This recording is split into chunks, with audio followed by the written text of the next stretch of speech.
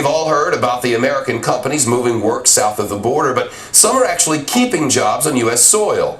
They're better than high-quality products, will trump cheaper production costs, even if the gamble winds up in the gutter. Steve Harrigan streaming live in Mexico City now. Steve.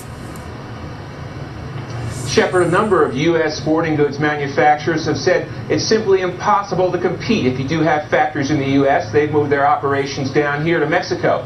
But we found someone who's proving them wrong.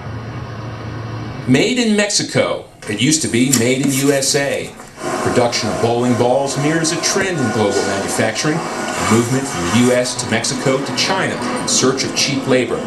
Workers here in Michigan who made bowling balls were paid $25 an hour, plus bonuses, plus overtime.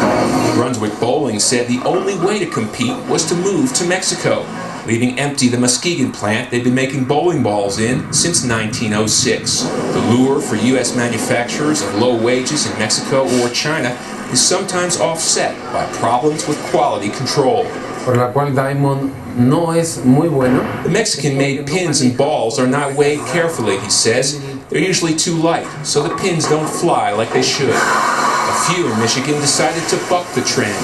Scott Wilbur made cores for Brunswick balls. When they left for Mexico, he stayed behind and bet his life savings he could build a better bowling ball in the United States. I don't believe that the response to competition is to move offshore and put people out of work here in America. I think the right response is to try to do better engineering.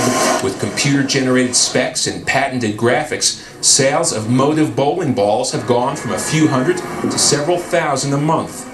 The 25 non-union employees share in the profits each quarter.